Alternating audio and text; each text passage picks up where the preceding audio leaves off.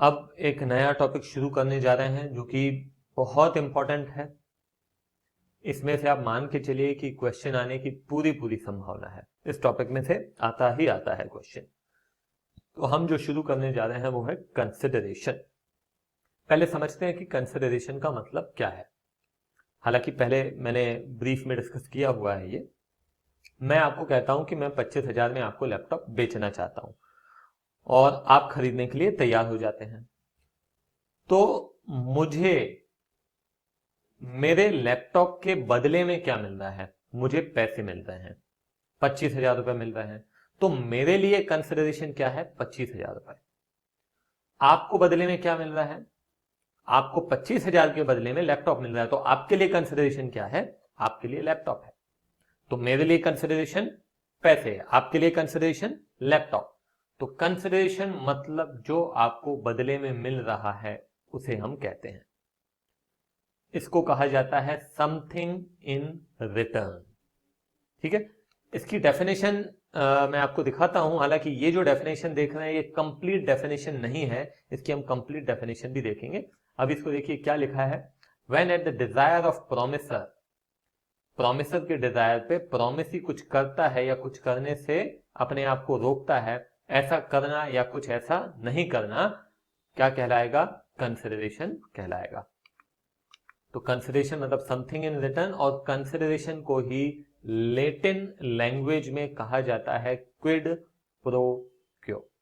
ठीक है, 1 mark question बिल्कुल पॉसिबल है कि what is the meaning of quid pro क्यो। तो क्विड प्रो क्यो का मतलब होता है क्या? कंसिडरेशन। इसकी डेफिनेशन को हम समझते हैं, इसके पॉइंट टू पॉइंट समझते हैं क्योंकि बहुत इंपॉर्टेंट है ये। ठीक है, तो ये पूरी डेफिनेशन नहीं है, फिर बोल रहा हूं, इसकी पूरी डेफिनेशन हम देखेंगे अभी। देखिए अब यहां पे आइए आप, लीगल रिक्वायरमेंट्स ऑफ कंसिडरेशन, इसमें उसकी पूरी डेफिनेशन भी कवर हो जाएगी। तो पहला पहला पॉइंट आता है must move at the desire of promisor. आप डेफिनेशन में देखिए लिखा हुआ है when at the desire of promisor, लिखा है नहीं लिखा है? तो वो ही यहां पे आएगा सबसे पहले, must move at the desire of promisor. चलो अब यहां पे मैं आपको एक सिंपल सा एग्जांपल देता हूं। मान लीजिए कि आप सड़क किनारे अपने एक दोस्त का इंतजार कर रहे हैं।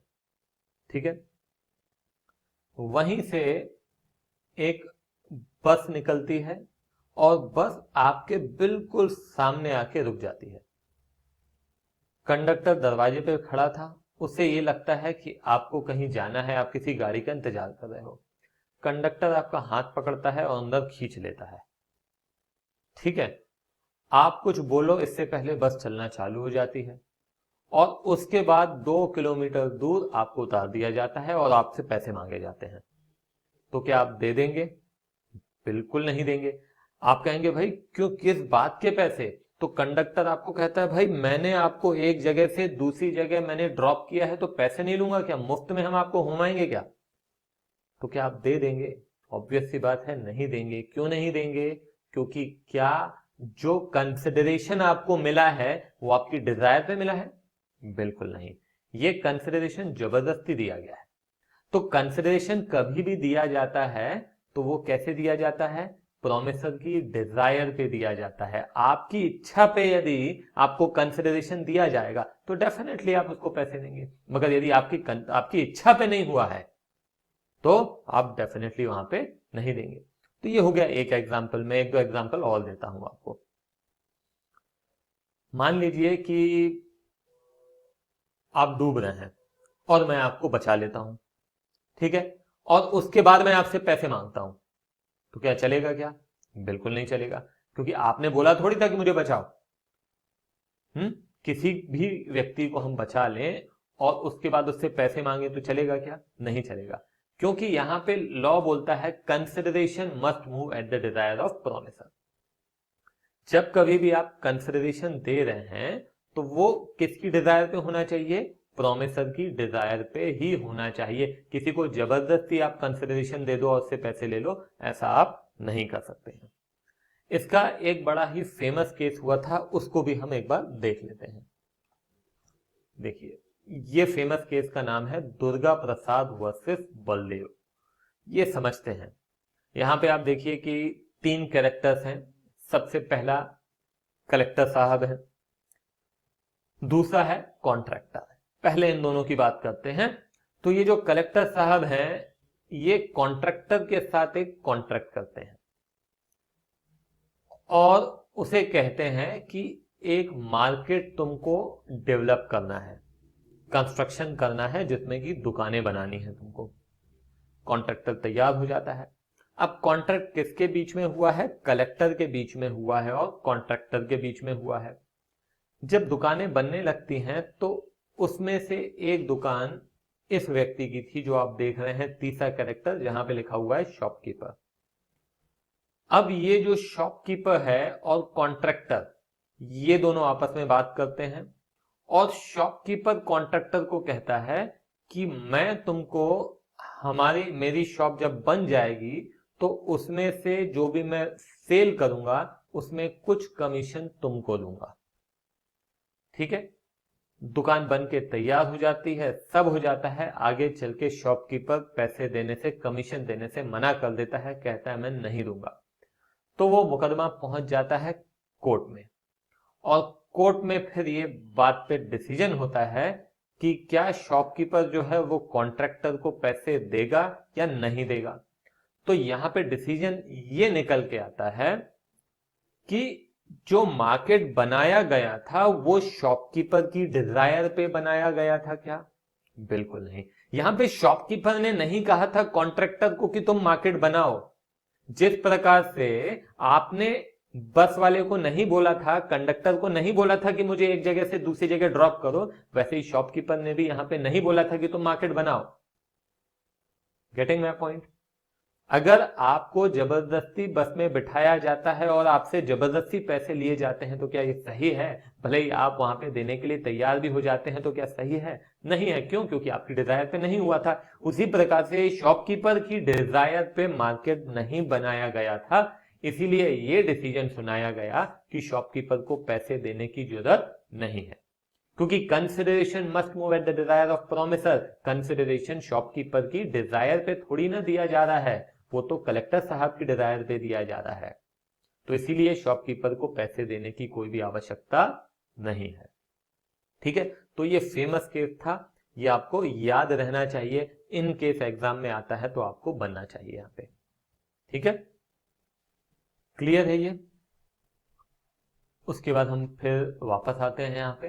तो हमने क्या देखा था? Must move at the desire of promisor. तो ये 2-3 एग्जांपल्स मैंने आपको दिए। पहला बस वाला और दूसरा ये दुर्गा प्रसाद वर्सेस बलदेव। ये आपको अच्छे से याद होना चाहिए। दूसरा बोलता है मे मूव फ्रॉम प्रोमिसी और any other person. May move from promisee और एनी अदर पर्सन। यहां पे भी हम कुछ एग्जाम्पल लेते हैं और अच्छे से समझते हैं। मान लीजिए कि आपको एक जगह से दूसरी जगह जाना है टैक्सी में। आप टैक्सी में बैठ जाते हैं और जो टैक्सी का जो फेयर बनता है वो आप नहीं देते हैं, बल्कि आपके फादर पे कर देते हैं। ठीक है, मान लीजिए आपके फादर पे कर देते हैं। तो क्या यहां पे टैक्सी मैन को कोई आपत्ति होनी चाहिए?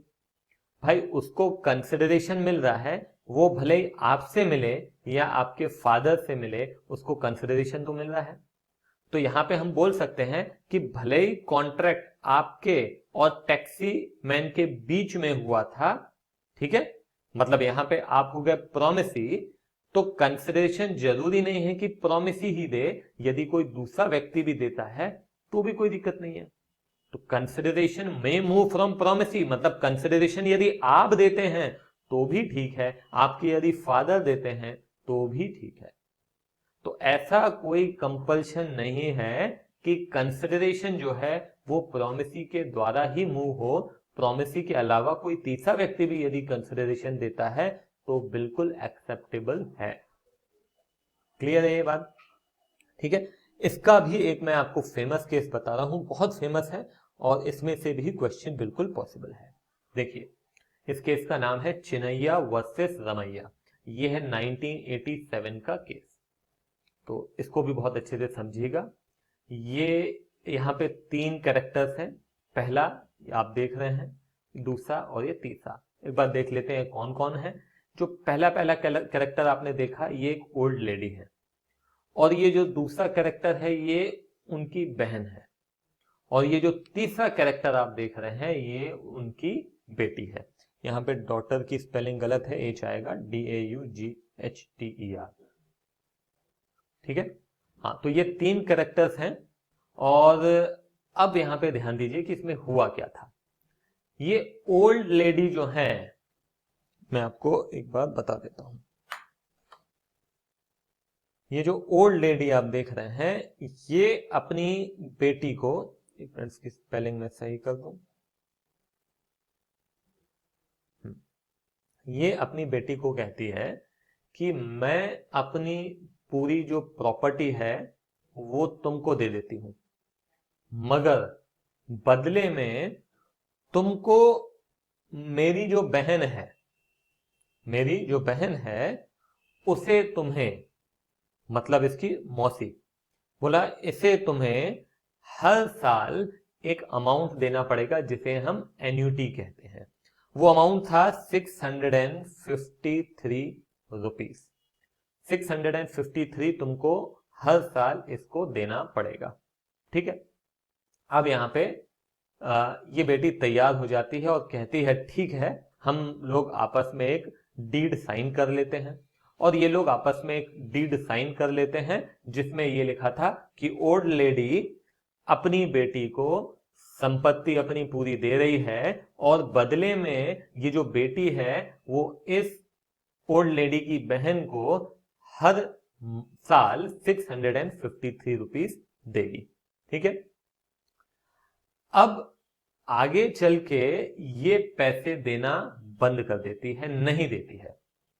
तो वहां पे फिर ये मामला कोर्ट पहुंचता है, और वहां पे क्या तर्क दिया जाता है बेटी के द्वारा वो पहले आप सुनिए।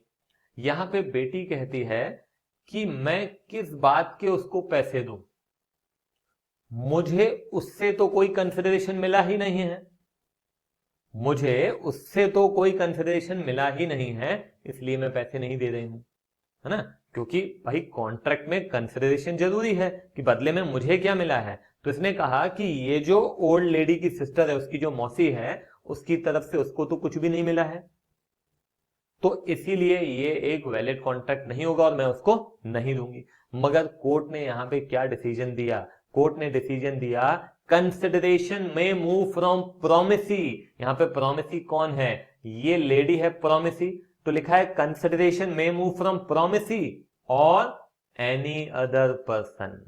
तो ये हो गई प्रोमिसी और ये है एनी अदर पर्सन। क्लियर है ये बात? एक बार पूरा रिपीट कर दूं मैं। ओल्ड लेडी का डॉटर के साथ कॉन्ट्रैक्ट हुआ, किस बात को लेकर? कॉन्ट्रैक्ट मतलब ये बोला कि मैं अपनी पूरी प्रॉपर्टी तुमको दे दूंगी, बदले में तुमको एन्युटी देना है। तो इसने जो डॉटर है उसने ओल्ड लेडी की सिस्टर के साथ क्या कर लिया, कॉन्ट्रैक्ट कर लिया, किस बात को लेकर? कि वो हर साल उसको 653 रुपीज देगी। आगे चल के डॉटर ने देने से मना कर दिया। फिर ये कोर्ट पहुंच जाती है उसकी मौसी, और फिर यहाँ पे जो कोर्ट का डिसीजन होता है वो इस प्रकार से है। यहां पे डॉटर का कहना है कि मुझे इससे कुछ भी नहीं मिला है, मगर कोर्ट का यहां पे कहना था कि आपको कंसिडरेशन मिला है, भले ही प्रोमिसी से नहीं मिला है, किसी दूसरे व्यक्ति से मिला है, तो एक वैलिड कंसिडरेशन माना जाएगा। क्लियर है बात? तो ये हो गया आपका चेन्नैया वर्सेस रमैया। तो दोनों पॉइंट क्लियर हैं, must move at the desire of promisor, और दूसरा मे मूव फ्रॉम प्रोमिसी और एनी अदर पर्सन। तीसरा आता है may be past, may be present, may be future. अब इसको भी समझते हैं। एग्जाम्पल्स हर जगह आप पेन डाउन करेंगे, ध्यान रखिएगा इस बात का, नहीं तो आप उसको फिर रिटेन नहीं कर पाएंगे। पास्ट में पहले समझ लेते हैं कि पास्ट कंसिडरेशन किसको कहते हैं। मान लीजिए कि आप लिफ्ट के लिए वेट कर रहे हैं, सड़क किनारे खड़े हैं और इंतजार कर रहे हैं कि कोई लिफ्ट दे दे। इत्तेफाक ऐसा होता है कि उस वक्त मैं वहां से निकल रहा हूं तो मैं देखता हूं कि आप खड़े हैं, तो स्टूडेंट हैं, और मैं कहता हूं चलो मैं ड्रॉप कर देता हूं, और मैं आपको ड्रॉप कर देता हूं, आउट ऑफ द वे जाके ड्रॉप कर देता हूं मैं आपको, ठीक है, और आपको उस वक्त ऑलरेडी जाना बहुत अर्जेंट था। अब जब मैं आपको ड्रॉप करता हूं, तो ड्रॉप करने के बाद आप मुझे वहां पे प्रॉमिस करते हैं कि देखिए आपने अपना टाइम दिया, आउट ऑफ द वे जाके मुझे एक जगह से दूसरी जगह ड्रॉप किया है, तो उसके लिए मैं आपको 100 रुपए दूंगा। मान लेते हैं ऐसा हुआ है, ठीक है। अब यहां पे मैं बोलता हूं चलो ठीक है, मैं भी एग्री कर जाता हूं कि आप 100 रुपए देंगे। अब ये जो कॉन्ट्रैक्ट हुआ, अब ध्यान दीजिएगा, ये जो कॉन्ट्रैक्ट हुआ है इसमें मुझे मिल रहा है 100 रुपए, आपको क्या मिल रहा है, आपको एक जगह से दूसरी जगह जाने को मिला, ठीक है। तो कंसिडरेशन आपके लिए भी हुआ, मेरे लिए भी हुआ, मगर इंपॉर्टेंट पॉइंट ये है कि जो कंसिडरेशन मैंने आपको दिया है वो कॉन्ट्रैक्ट होने से पहले दिया है। कॉन्ट्रैक्ट जिस पॉइंट ऑफ टाइम पे हो रहा है, कंसिडरेशन उससे पहले ही दिया जा चुका है, तो इसे हम कहते हैं past consideration. This is very very important. यहां पे स्टूडेंट्स कंफ्यूज होते हैं, और कई बार तो पास्ट कंसिडरेशन ऐसी तरीके से पढ़ा दिया जाता है कि जो पास्ट में हुआ वो पास्ट कंसिडरेशन, जो अभी हो रहा है वो प्रेजेंट कंसिडरेशन, मगर यहां पे क्लैरिटी स्टूडेंट्स को नहीं रहती है।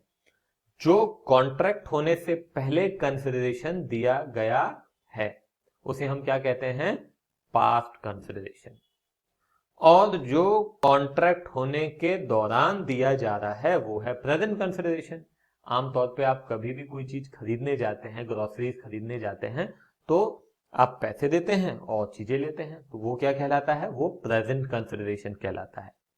और फ्यूचर कंसिडरेशन किसको कहते हैं, कॉन्ट्रैक्ट होने के बाद जो परफॉर्मेंस होगा।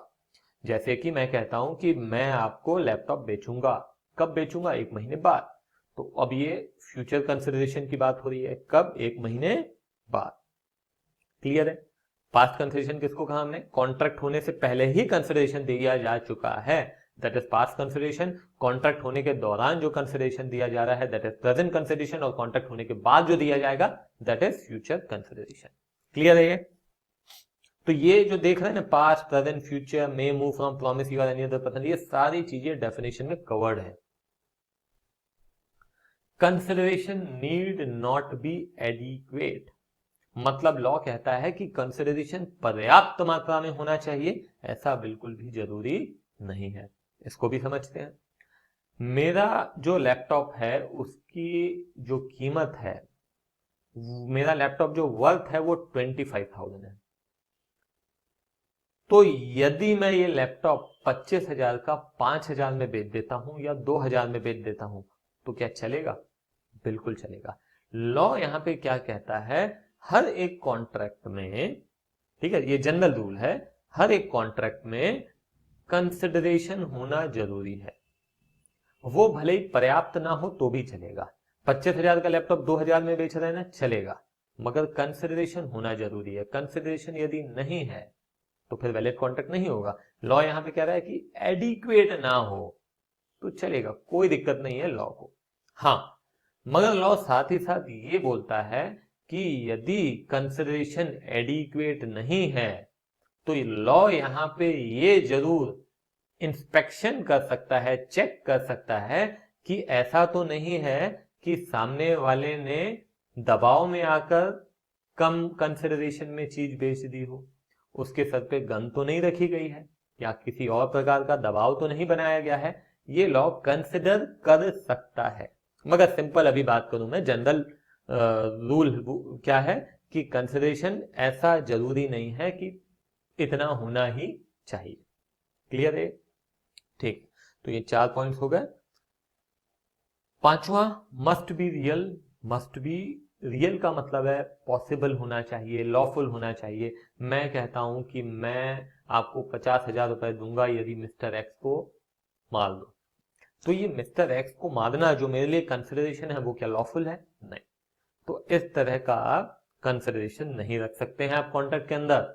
या ऐसा कोई भी कंसिडरेशन नहीं रख सकते हैं जिसको करना पॉसिबल ही ना हो, इम्पॉसिबल हो, ऐसे कंसिडरेशन भी कॉन्ट्रैक्ट में नहीं रख सकते हैं। उसके बाद आता है must be different from promises existing obligation. इसको लेकर भी हम एक एग्जाम्पल देखते हैं, ध्यान से सुनिएगा। एक कॉलेज में एक प्रोफेसर है जो कि मान लीजिए क्या पढ़ाते हैं, लॉ पढ़ाते हैं, ठीक है। और उनको जब अपॉइंट किया गया था तो 10,000 रुपए उनकी सैलरी फिक्स की गई थी। अब वो अच्छा नहीं पढ़ाते थे, बच्चे बड़े परेशान उनसे कि वो आते थे और क्लासरूम में आके बैठ जाते थे, मुंह में पान दबा के बैठे रहते थे, थोड़ा बहुत पढ़ाया चले गए, मतलब वो खाली एक फॉर्मेलिटी के लिए आते थे और अच्छे से नहीं पढ़ाते थे, टाइम पास करने आते थे। तो बच्चे बड़े परेशान, उन्होंने जाके प्रिंसिपल को कंप्लेन कर दिया। बोला सर ये जो हमारे टीचर हैं लॉ के वो अच्छा नहीं पढ़ाते हैं, टाइम पास करते रहते हैं। तो प्रिंसिपल ने कहा चलो ठीक है मैं देखता हूँ।